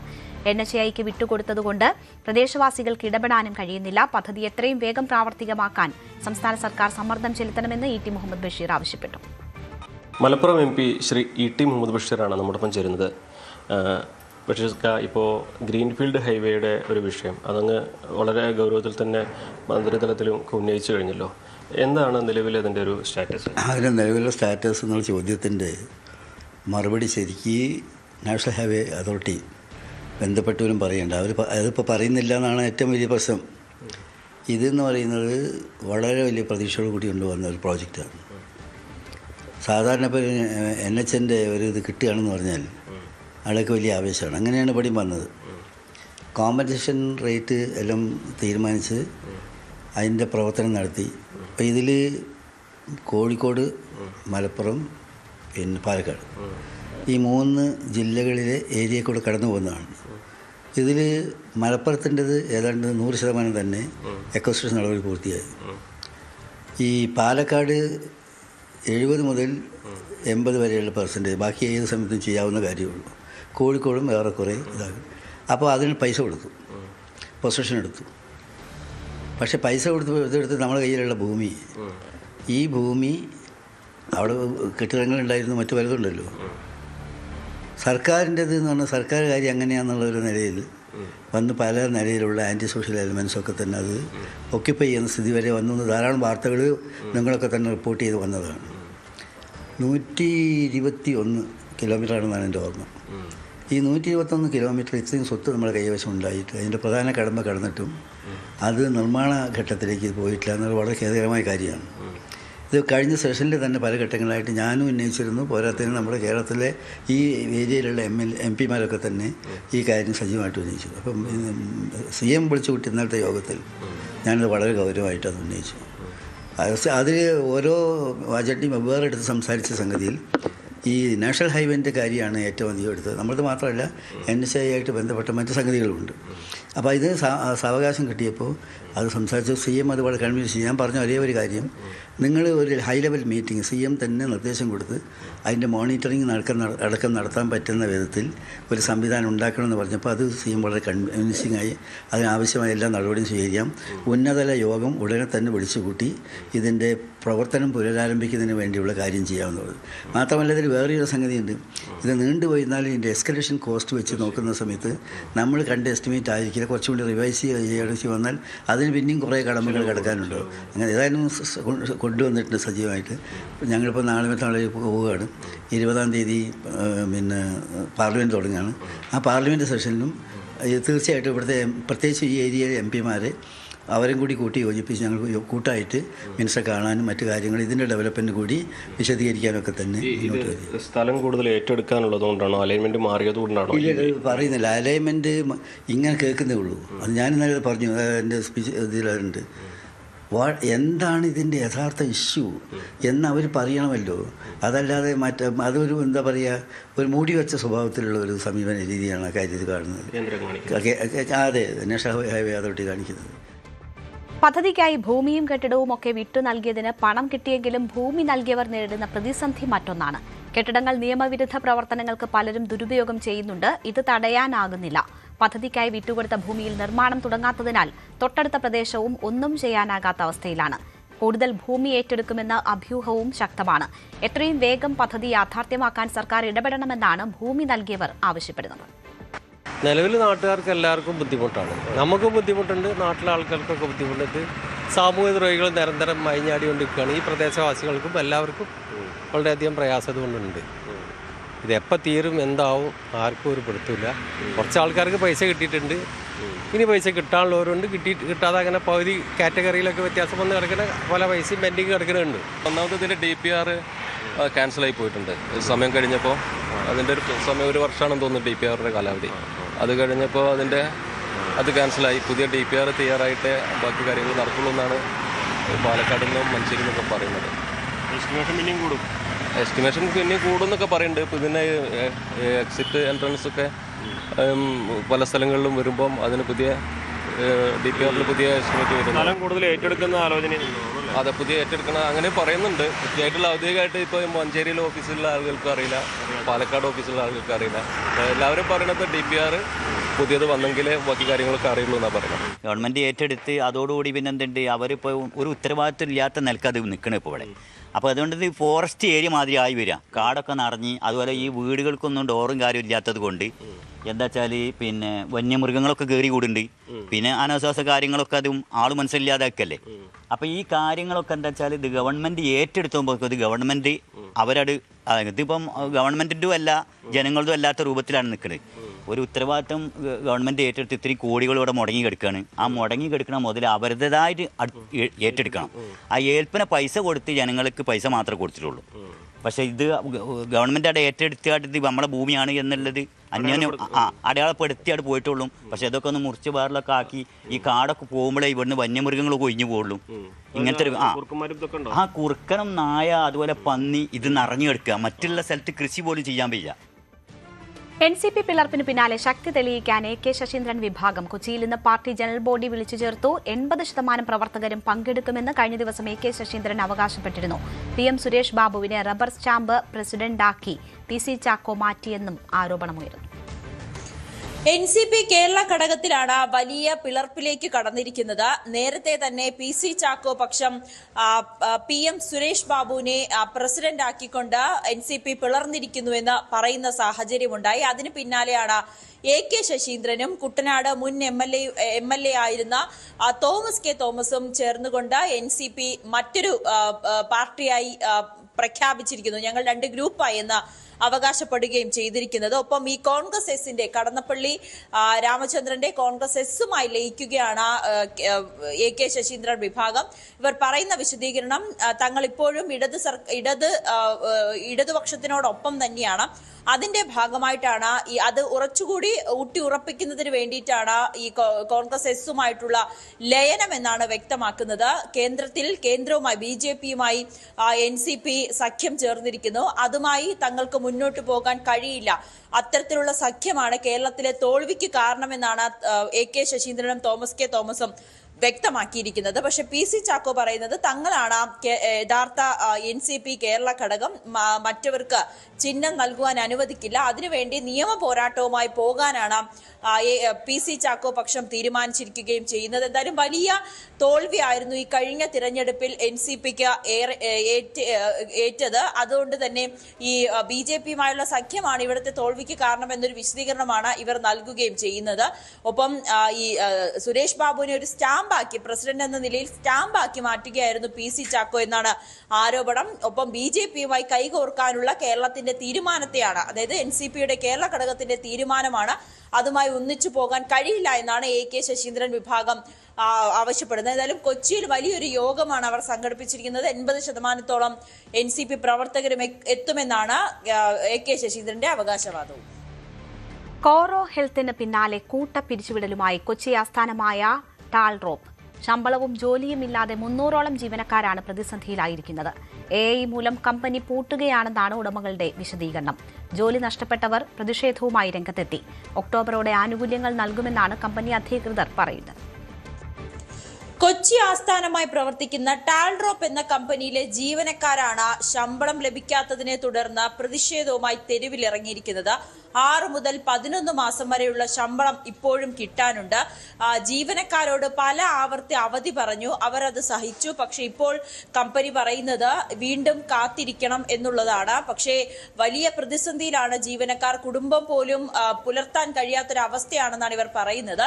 IT സേവനം നൽകുന്ന ഒരു കമ്പനിയാണ് ടാൾഡ്രോപ്പ്. അതിൽ ഈ ഗൾഫ് രാജ്യത്ത് ഉണ്ടായ പ്രതിസന്ധി, യുദ്ധവുമായി ഉണ്ടായ പ്രതിസന്ധിയെ തുടർന്ന് സാമ്പത്തികമായി വലിയ നഷ്ടത്തിലാണെന്നാണ് ജീവനക്കാരോട് കമ്പനി അധികൃതർ പറഞ്ഞിരിക്കുന്നത്. പക്ഷേ ജീവനക്കാർ പറയുന്നത് തങ്ങളെ മനഃപൂർവ്വം പിരിച്ചുവിടുന്നതിനും ഈ കമ്പനി മറ്റ് ഒരു കമ്പനിയായി മാറുന്നതിന് വേണ്ടിയിട്ടുള്ള തന്ത്രമാണെന്നാണ് ഈ ജീവനക്കാരുടെ ആരോപണം. എന്തായാലും വലിയ പ്രതിഷേധം തന്നെയായിരുന്നു ജീവനക്കാരുടെ ഭാഗത്തു നിന്നും ഇന്നുണ്ടായത്. കമ്പനി നഷ്ടത്തിലാണെന്ന് പൂർണ്ണമായി വിശ്വസിക്കുന്നില്ല. കാരണം കമ്പനിയുടെ ഒത്തിരി കാര്യങ്ങൾ, മാർക്കറ്റിംഗ് ആയിക്കോട്ടെ, ബാക്കി കാര്യങ്ങളായിക്കോട്ടെ, ഡയറക്ടേഴ്സിന്റെ കാര്യങ്ങളായിക്കോട്ടെ, അവരുടെ കാര്യങ്ങളെല്ലാം വളരെ വൃത്തിക്കും വെടിപ്പും നടക്കുന്നുണ്ട്. ഒരു ബുദ്ധിമുട്ടോ കാര്യങ്ങൾക്കോ ഇല്ല. അവർക്ക് ഹോസ്പിറ്റലിൽ പോകാൻ ഇൻഷുറൻസ് ഉണ്ട്, പിള്ളേരെ പഠിപ്പിക്കാൻ സ്കൂൾ ഫീസും കാര്യങ്ങളും, ഇവരുടെ എല്ലാ കാര്യങ്ങളും നടക്കുന്നുണ്ട്. ഇവിടെ വർക്ക് ചെയ്തിരിക്കുന്ന എംപ്ലോയീസിന്റെ കാര്യം മാത്രമാണ് പെൻഡിംഗ് ആയിരിക്കുന്നത്. ഏകദേശം 11 മാസമാണ് എനിക്ക് സാലറി പെൻഡിംഗ് ഉള്ളത്. അത് ഓരോ ഘട്ടത്തിൽ ചോദിക്കുമ്പോൾ, അത് മാത്രമല്ല ഞാനൊരു അഡ്മിനിസ്ട്രേഷൻ ഡിപ്പാർട്ട്മെന്റിൽ വർക്ക് ചെയ്ത ആളാണ്. അഡ്മിനിസ്ട്രേഷന് വേണ്ടിയുള്ള കാര്യങ്ങൾക്ക് വേണ്ടി, ഓഫീസിന്റെ റണ്ണിങ്ങിന് വേണ്ടി വരെ ഞാൻ കയ്യിൽ നിന്ന് എടുത്തിട്ട് സ്പെൻഡ് ചെയ്തിട്ടുണ്ട്. ഇതെല്ലാം ചോദിക്കുമ്പോൾ തരാം എന്ന് പറഞ്ഞിട്ട് പലപ്പോഴും ഇപ്പോൾ ആരും ഫോൺ വിളിച്ചാൽ പോലും എടുക്കുന്നില്ല. എന്ത് ചെയ്യുമെന്നുള്ളത് അത്രക്കും ഡെപ്റ്റിൽ നിൽക്കുന്ന ആളാണിപ്പോൾ. എൻ്റെ അവസ്ഥ പറയുകയാണെങ്കിൽ പല ക്രെഡിറ്റ് കാർഡുകളും പേയ്മെന്റ് ഡ്യൂ ആയിട്ടുണ്ട്. പല ഫിനാൻഷ്യലി പ്രശ്നങ്ങളിലാണ് നിൽക്കുന്നത്. പ്രതിഷേധത്തിന് ശേഷം കമ്പനി സിഇഒ ജോൺസ് ജോസഫ് മാധ്യമങ്ങളെ കണ്ടു ഒക്ടോബറോടെ ജീവനക്കാർക്ക് എല്ലാവർക്കും ഘട്ടം ഘട്ടമായി ശമ്പളം നൽകി തീർക്കാമെന്ന വാഗ്ദാനമാണ് നൽകിയിരിക്കുന്നത്. പക്ഷേ ജീവനക്കാർ ഇപ്പോഴും അതിൽ വിശ്വസിച്ചിട്ടില്ല. പല അവധി പറഞ്ഞു. പക്ഷേ തങ്ങൾ വിചാരിക്കുന്ന പോലെ സാമ്പത്തികമായിട്ടുള്ളൊരു ലാഭം കമ്പനിക്ക് ഉണ്ടായില്ല. അതുകൊണ്ടാണ് ഇത്രയും അവധി നൽകിയതെന്നാണ് പറഞ്ഞിരിക്കുന്നത്. ഒപ്പം ലേബർ കമ്മീഷനുമായി സംസാരിച്ചു. അവരോടും ഇക്കാര്യം തന്നെയാണ് ആവർത്തിച്ചിരിക്കുന്നത്. വീണ്ടും ജീവനക്കാർക്ക് സംശയമുണ്ടെങ്കിൽ അത് നിയമ നടപടിയുമായി അവർക്ക് മുന്നോട്ട് പോകാം എന്നൊരു വിശദീകരണമാണ് സിഇഒ നൽകുന്നത്. ഹാർഡ് റിയാലിറ്റി ഞാൻ പറയാൻ പോയി കഴിഞ്ഞാൽ, ഇന്ന് എനിക്ക് നിങ്ങളെ സഹായിക്കാൻ കഴിയുമോ എന്ന് ചോദിച്ചു കഴിഞ്ഞാൽ ഇല്ല. അതിനർത്ഥം ഞങ്ങൾ എന്ത് ചെയ്യില്ല, നിങ്ങളുടെ സെറ്റിൽമെന്റ് ചെയ്യില്ല എന്നല്ല. ഞങ്ങൾ ഓൾറെഡി ഞാൻ കൃത്യമായിട്ട് അവർക്ക് കമ്മ്യൂണിക്കേഷൻസ് കൊടുത്തിട്ടുണ്ട്. പക്ഷേ ഒക്ടോബർ വരെ നമുക്ക് സമയം വേണം. പക്ഷേ അതിന് മുൻപ് തന്നെ സെറ്റിൽമെന്റ്സ് എല്ലാ എംപ്ലോയീസ് മാത്രമല്ല, എൻ്റെ ഇൻവെസ്റ്റേഴ്സ്, എൻ്റെ എംപ്ലോയീസ്, എൻ്റെ വെൻഡേഴ്സ്, ഗവൺമെന്റ് ഡിപ്പാർട്ട്മെന്റിൽ എന്തെങ്കിലും ഇപ്പോൾ പെൻഡിങ് കിടക്കുന്നുണ്ടെങ്കിൽ അത് എല്ലാവരുടെയും നമ്മൾ സെറ്റിൽമെന്റ്സ് ഈ വരുന്ന ഒക്ടോബറിന് മുൻപ് ക്ലിയർ ചെയ്യും.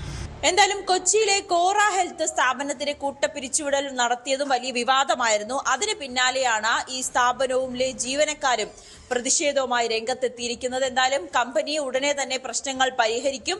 ഇനി ഇത്തരത്തിലുള്ള ജീവനക്കാർക്ക് പ്രതിഷേധവുമായി തെരുവിലിറങ്ങേണ്ട കാര്യമുണ്ടാകില്ല, ആവശ്യം വരില്ല എന്നൊരു വിശദീകരണമാണ് നൽകുന്നത്. പക്ഷേ ജീവനക്കാർ അത് പൂർണ്ണമായും വിശ്വാസത്തിലെടുത്തില്ല. എന്തായാലും തൽക്കാലം കമ്പനി ഉടമകൾ പറഞ്ഞതുപോലുള്ളൊരു സാവകാശത്തിലേക്ക് ജീവനക്കാർ കടന്നിരിക്കുകയാണ്. ഇല്ലെങ്കിൽ നിയമ നടപടികളുമായി മുന്നോട്ട് പോകുമെന്നാണ് അവർ പറയുന്നത്. നടി അൻസിബയുടെ ഫേസ്ബുക്ക് പോസ്റ്റിൽ പ്രതികരണവുമായി ആഭ്യന്തരമന്ത്രി രമേശ് ചെന്നിത്തല. കമ്മീഷണർ തന്നെ പറ്റിക്കുന്നില്ലെന്നും കേസ് അന്വേഷിക്കേണ്ടത് പോലീസാണെന്നും ചെന്നിത്തല പറഞ്ഞു. അൻസിബയുടെ പരാതിയിൽ കഴമ്പില്ലെന്ന് ആദ്യം പോലീസ് കണ്ടെത്തിയിരുന്നു. പിന്നീട് കോടതി നിർദ്ദേശപ്രകാരം എഫ്ഐആർ രജിസ്റ്റർ ചെയ്തു. അന്വേഷണം നടക്കട്ടെ എന്നും അദ്ദേഹം പറഞ്ഞു. കമ്മീഷണർ എന്നെ പറ്റിക്കുന്നു, കമ്മീഷൻ വിശ്വാസമില്ല. അതുകൊണ്ടാണ് കമ്മീഷൻ ആര് പറഞ്ഞാലും വസ്തുത എല്ലാ ദിവസവും ഇതിങ്ങനെ പറഞ്ഞുകൊണ്ടിരിക്കുകയാണ്. ഇപ്പൊ തന്നെ 3 കേസ് അവര് പറഞ്ഞിട്ട് 3 കേസ് കിട്ടിയിട്ടുണ്ട്. അതിനെപ്പറ്റി അന്വേഷണം നടക്കുകയാണ്. പിന്നെ ഒരു കാര്യം മനസ്സിലാക്കണം, ആഭ്യന്തരമന്ത്രിക്ക് കേസിന്റെ അന്വേഷണത്തിൽ ഇടപെടാൻ പറ്റില്ല. ഞാൻ ആദ്യമായിട്ടല്ല ആഭ്യന്തരമന്ത്രിയാകുന്നത്. അങ്ങനെ ഒരു ആഭ്യന്തരമന്ത്രി ഇടപെടാറില്ല. കേസ് അന്വേഷിക്കേണ്ടത് പോലീസാണ്. അവരാദ്യം പ്രിലിമിനറി എൻക്വയറി നടത്തിയപ്പോൾ അതിനകത്ത് വലിയ കാര്യം അവർക്ക് കണ്ടിട്ടില്ലെന്നാണ് പോലീസ് പറയുന്നത്. പക്ഷെ പിന്നീട് കോടതിയുടെ നിർദ്ദേശപ്രകാരം 3 എഫ്ഐആർ ഒരു അന്വേഷണം നടക്കട്ടെ. എല്ലാ ദിവസവും ഇത് വെറുതെ വാർത്തയാക്കുന്നത് എനിക്ക് മനസ്സിലാവുന്നത്. കാസർഗോഡ് നെല്ലിക്കുന്ന് കടപ്പുറത്ത് തലയില്ലാത്ത മൃതദേഹം കരയ്ക്കടിഞ്ഞു. പുരുഷന്റെ മൃതദേഹത്തിന് 1 മാസത്തിലധികം പഴക്കമുണ്ടെന്നാണ് നിഗമനം. മത്സ്യത്തൊഴിലാളികളാണ് മൃതദേഹം കണ്ടത്. ബേക്കൽ കോസ്റ്റൽ പോലീസ് അന്വേഷണം തുടങ്ങി. കാസർഗോഡ് നെല്ലിക്കുന്ന് കടപ്പുറത്ത് ദുരൂഹ സാഹചര്യത്തിൽ തലയില്ലാത്ത മൃതദേഹം കണ്ടെത്തി. മൃതദേഹത്തിന് 1.5 മാസത്തോളം പഴക്കമുണ്ടെന്നാണ് നിഗമനം. മത്സ്യത്തൊഴിലാളികളാണ് മൃതദേഹം കണ്ടെത്തിയത്. പുരുഷന്റേതാണ് മൃതദേഹം. നാട്ടുകാർ വിവരമറിച്ചതിനെ തുടർന്ന് ടൗൺ പോലീസ് സ്ഥലത്തെത്തി വിശദമായ അന്വേഷണം ആരംഭിച്ചു. തല വേർപെട്ടതാണ് ദുരൂഹതയ്ക്ക് ഇടയാക്കുന്നത്. മുങ്ങി മരണമാണെങ്കിൽ തല മാത്രം മൃതദേഹത്തിൽ നിന്ന് വേർപെട്ടു പോകാൻ സാധ്യതയില്ലെന്ന് പറയുന്നു. എവിടെയെങ്കിലും കുഴിച്ചിട്ട മൃതദേഹം തിരമാലയിൽ ഒഴുകിയെത്തിയതാണോ എന്നും സംശയിക്കുന്നു. കാലിലെ മാംസഭാഗങ്ങൾ വേർപെട്ട് അസ്ഥികൾ പുറത്തേക്ക് തള്ളിയ നിലയിലാണ് മൃതദേഹം. സംഭവത്തിൽ കോസ്റ്റൽ പോലീസും അന്വേഷണം ആരംഭിച്ചിട്ടുണ്ട്. ന്യൂസ് 18 കാസർഗോഡ്. നെയ്യാറിൽ ഒഴുക്കിൽപ്പെട്ട് കാണാതായ യുവ അഭിഭാഷകൻ മരിച്ചു. നെയ്യാറ്റിൻകര സ്വദേശി കൃഷ്ണചന്ദാറാണ് മരിച്ചത്. ഇന്നലെ രാവിലെയാണ് കൃഷ്ണൻ കോവിലിന് സമീപത്തെ കടവിൽ നിന്നും ഇയാൾ ഒഴുക്കിൽപ്പെടുന്നത്. ഫയർഫോഴ്സും സ്കൂബ ടീമും ഇന്നലെ വൈകുന്നേരം വരെ പരിശോധന നടത്തിയെങ്കിലും കണ്ടെത്താനായില്ല. തുടർന്ന് ഇന്ന് രാവിലെ മൃതദേഹം കണ്ടെത്തുകയായിരുന്നു. മൂകാംബിക ക്ഷേത്ര ദർശനത്തിന് മുഖ്യമന്ത്രി വി.ഡി. സതീശൻ ഇന്ന് രാവിലെയാണ് മുഖ്യമന്ത്രി ക്ഷേത്രത്തിലെത്തിയത്.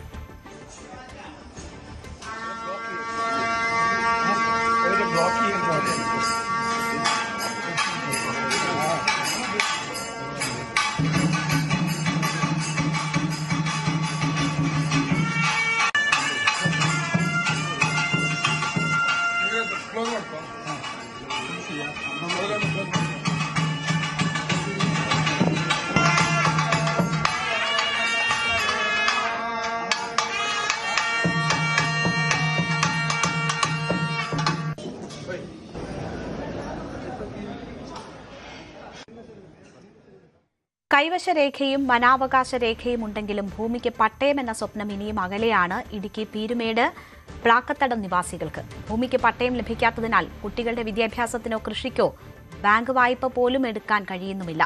പട്ടയത്തിനായി നിവേദനങ്ങൾ നൽകി കാത്തിരിക്കുകയാണ് പ്ലാക്കത്തടം നിവാസികൾ. പീരുമേട് ഗ്രാമപഞ്ചായത്തിലെ ആദിവാസി ഉന്നതിയാണ് പ്ലാക്കത്തടം. ഇവിടെ ആളുകൾ താമസം തുടങ്ങിയിട്ട് 80 വർഷം കഴിഞ്ഞു. മലയേറിയ വിഭാഗത്തിൽപ്പെട്ട 90ഓളം കുടുംബങ്ങൾ ഇവിടെയുണ്ട്. 1950കളിൽ തിരുവിതാംകൂറിന്റെ അധീനതയിൽപ്പെട്ട മുറിഞ്ഞുപുഴ, വളഞ്ഞാങ്കാണം മേഖലകളിൽ മലമ്പനിയെ ചെറുക്കാൻ കൊയിനക്കൃഷി ആരംഭിച്ചു. കൊയിനത്തോട്ടത്തിൽ തൊഴിലെടുത്തിരുന്ന മലയേറിയ വിഭാഗത്തിൽപ്പെട്ടവർ പ്ലാക്കത്തടത്ത് താമസമുറപ്പിക്കുകയും പിന്നീട് ഇവർക്ക് ഭൂമി തിരിച്ചു നൽകുകയും ചെയ്തു. ഇവരുടെ പിന്മുറക്കാരാണ് ഇവിടെ താമസിക്കുന്നതിൽ അധികവും. തങ്ങളുടെ ഭൂമിക്ക് പട്ടയം വേണമെന്ന ഇവരുടെ ആവശ്യത്തിന് പതിറ്റാണ്ടുകളുടെ പഴക്കമുണ്ട്. ഞങ്ങൾക്ക് പട്ടയം വേണമെന്നെങ്കിൽ ഞങ്ങൾ അലമുറയിട്ട് പല ഡിപ്പാർട്ട്മെൻറ്റുകളിലും അപേക്ഷകൾ കൊടുത്തു. നേരിട്ട് കണ്ട് സംസാരിക്കേണ്ടത് അങ്ങനെ സംസാരിച്ചു. രാഷ്ട്രീയമായിട്ടാണെങ്കിൽ പോലും ഞങ്ങളതിന് പ്രവർത്തനം നടത്തിയിട്ടുണ്ട്. പക്ഷേ ഇതിലൊന്നും ഗുണങ്ങളുണ്ടാകുന്നില്ല. എല്ലാം നേരെ ഘടകവിരുദ്ധമാണ്. ഇപ്പോൾ എന്താണ് അതിൻ്റെ കാരണം? ഞങ്ങൾക്കും പട്ടയം വേണ്ടേ? ഇപ്പം നമ്മൾ ഒരു പെൺകുട്ടിയെ കെട്ടിച്ചു വിടണമെങ്കിൽ സ്വന്തം കൈക്കാശ് ഉണ്ടാക്കിയേ പറ്റത്തുള്ളൂ. അല്ലാതെ നമുക്കൊരു വേറെ ആളുടെ വായ്പ വാങ്ങാനോ ബാങ്കിൽ ചെന്ന് ചോദിക്കാനോ ലോണായിട്ട് നമുക്ക് കിട്ടാനോ യാതൊരുവിധ മാർഗവുമില്ല. അപ്പം പെൺകുട്ടികളെ വിവാഹം കഴിച്ചു വിടുന്നതിന് വളരെ ബുദ്ധിമുട്ടുള്ളൊരു കാര്യമാണ് ആയിട്ട് വരുന്നത് ഈ പട്ടയമായിട്ടുള്ള പ്രശ്നം. കൃഷി മാത്രം ഉപജീവന മാർഗമാക്കി മുൻപോട്ട് പോകുന്നവരാണിവർ. പട്ടയത്തിനായി നിരവധി നിവേദനങ്ങൾ നൽകിയെങ്കിലും അനുകൂല നടപടി ഉണ്ടായിട്ടില്ല. മാറി വന്ന സർക്കാരെങ്കിലും തങ്ങളുടെ ഭൂമിക്ക് പട്ടയം നൽകുമെന്ന പ്രതീക്ഷയിലാണ് ഇവിടുത്തുകാർ. ന്യൂസ് 18 ഇടുക്കി. ഇടുക്കിയിൽ പറന്നുയർന്ന ഇറച്ചിക്കോഴി വില കിലോഗ്രാമിന് 183 മുതൽ 190 രൂപ വരെയായിരുന്നു ഇന്നലെ വില. ഒറ്റ ദിവസം കൊണ്ട് 5 രൂപ മുതൽ 8 രൂപ വരെയാണ് വില വർധന ഉണ്ടായത്. ഇടുക്കി ജില്ലയിൽ ഇറച്ചിക്കോഴി വില കുതിക്കുകയാണ്. കിലോഗ്രാമിന് 183 മുതൽ 190 വരെയായിരുന്നു ഇന്നലെ വിപണി വില. ഒറ്റ ദിവസം കൊണ്ട് 8 രൂപ വരെ വില വർധനവ്. സാധാരണ ജൂൺ ജൂലൈ മാസങ്ങളിൽ കോഴിവില കുറയുകയാണ് പതിവ്. എന്നാൽ ഇത്തവണ വില കൂടി. ഉൽപ്പാദനത്തിലെ കുറവും കോഴിത്തീറ്റ വിലയിലുണ്ടായ വർധനവുമാണ് വില ഉയരാൻ പ്രധാന കാരണമായി പറയുന്നത്. വരും ദിവസങ്ങളിൽ വില ഇനിയും കൂടാനാണ് സാധ്യത. സ്കൂൾ സീസൺ ആരംഭിച്ചു. പിന്നെ മഴയാണ്. വില കുറഞ്ഞു നിൽക്കേണ്ട സമയമാണ് ഇപ്പം. ശരിക്കും തീറ്റയ്ക്ക് വില കൂടി. അത് കോഴിയുടെ വിലയിലേക്ക് ആടിയപ്പെട്ടു. അതാണ് ഇപ്പം വില കൂടി വരാൻ കാരണം. കച്ചവടം മോശമാണ്.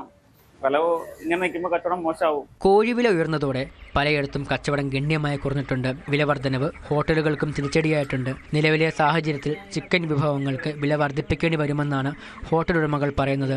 കോഴിയെ കൂടാതെ ബീഫ്, പോർക്ക്, മീൻ തുടങ്ങിയ നോൺവെജ് വിഭവങ്ങൾക്ക് വലിയ വില കൊടുക്കേണ്ടി വരുമെന്ന സ്ഥിതിയാണ് നിലവിലുള്ളത്.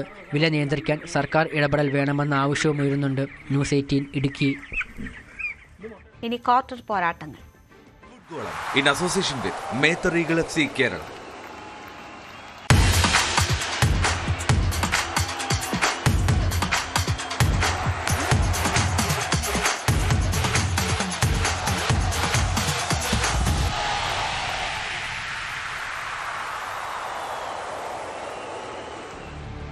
ലോകകപ്പിലെ ആവേശകരമായ ക്വാർട്ടർ ഫൈനലിൽ ബെൽജിയത്തെ 1-2 ഗോളുകൾക്ക് പരാജയപ്പെടുത്തി സ്പെയിൻ സെമി ഫൈനലിൽ. കാലിഫോർണിയയിലെ സോഫി സ്റ്റേഡിയത്തിൽ നടന്ന മത്സരത്തിൽ സൂപ്പർ സബ്ബായി മാറിയ മിക്കേൽ മെറീനോയാണ് സ്പെയിനിന്റെ വിജയശില്പി. 30-ാം മിനിറ്റിലായിരുന്നു സ്പെയിനിന്റെ ആദ്യ ഗോൾ. ഡാനി ഓൾമോ തൊടുത്ത ഷോട്ട് ബെൽജിയം ഗോളി തിബോ കോഡ്വ തടുത്തെങ്കിലും റീബൗണ്ടായി ലഭിച്ച പന്ത് ഫാബിയൻ റൂയി വലയിലെത്തിച്ചു. 41-ാം മിനിറ്റിൽ ബെൽജിയം സമനില പിടിച്ചു. ക്രിസ്ത്യാനോ നൽകിയ ക്രോസ് കെറ്റലാരെ തകർപ്പൻ ഹെഡറിലൂടെ ഗോളാക്കി. ഈ ലോകകപ്പിൽ ആദ്യമായാണ് സ്പെയിൻ ഗോൾ വഴങ്ങുന്നത്. തുടർച്ചയായി 650 മിനിറ്റുകൾ ഗോൾ വഴങ്ങാതെ നിന്ന സ്പെയിൻ ഗോൾ കീപ്പർ ഉനായ് സിമോണിന്റെ റെക്കോർഡിനും ഇതോടെ വിരാമമായി. മത്സരം സമനിലയിലേക്ക് നീങ്ങുമെന്ന് തോന്നിച്ച ഘട്ടത്തിലാണ് പകരക്കാരനായി എത്തിയ മെറീനോ 88-ാം മിനിറ്റിൽ സ്പെയിനിന്റെ 2ാം ഗോൾ നേടുന്നത്. ബുധനാഴ്ച രാത്രി 12:30 ഡാലസിലാണ് സ്പെയിൻ ഫ്രാൻസ് സെമി പോരാട്ടം. ലോകകപ്പിലെ 3ാമത്തെ ക്വാർട്ടർ ഫൈനലിൽ ഇന്ന് ഇംഗ്ലണ്ടും നോർവേയും ഏറ്റുമുട്ടും. മുൻ ചാമ്പ്യന്മാരായ ബ്രസീലിനെ അട്ടിമറിച്ചെത്തുന്ന നോർവേയും ആതിഥേയരായ മെക്സിക്കോയെ തോൽപ്പിച്ചെത്തുന്ന ഇംഗ്ലണ്ടും തമ്മിലുള്ള മത്സരത്തിൽ തീ പാറുമെന്നുറപ്പാണ്. ഹാരി കെയ്ൻ, എർലിംഗ് ഹാലൻഡ് എന്നീ 2 സ്ട്രൈക്കർമാരുടെ മികവ് പ്രകടമാകുന്ന വേദി കൂടിയായിരിക്കും ക്വാർട്ടർ ഫൈനൽ. രാത്രി 2:30 മയാമിയിലാണ് മത്സരം. വൈക്കിംഗ് റോവിംഗ് പോലെ തന്നെ ആവേശകരമാണ് ഈ ലോകകപ്പ് ക്വാർട്ടറിലേക്കുള്ള നോർവേയുടെ കുതിച്ചുപായൽ. കരുത്താണ് മുഖമുദ്ര. മുന്നിൽ വന്ന് നിന്നാൽ തന്നെ എതിരാളികളെ ബാക്ക് ഫൂട്ടിലാക്കുന്ന കായികക്ഷമത, ഒപ്പം വേഗതയും. എർലിംഗ് ഹാലൻഡ് എന്ന 25-കാരനെ കേന്ദ്രീകരിച്ചാണ് തന്ത്രങ്ങളെല്ലാം. ഇതുവരെ 7 ഗോളുകളുമായി ടീമിന്റെ പ്രതീക്ഷ കാത്തിട്ടുണ്ട് മാഞ്ചസ്റ്റർ സിറ്റിയുടെ സൂപ്പർ താരം. പ്രതിരോധത്തിൽ ചില വിള്ളലുകൾ നേരിടുന്ന ഇംഗ്ലണ്ടിന് തലവേദനയാകും ഹാലൻഡ്. ക്യാപ്റ്റൻ ഒഡേഗാർഡിന്റെ പിന്തുണയാണ് ഹാലൻഡിന് കുതിക്കാനുള്ള ധൈര്യം. സമ്മർദ്ദം മുഴുവൻ ഇംഗ്ലണ്ടിനാണെന്നും നോർവേക്ക് നഷ്ടപ്പെടാൻ ഒന്നുമില്ലെന്നും Haaland. Really low still, so yeah, I think there's some clear favorites out there. England's one of them, so I think all of you should put every single pressure on the English lads.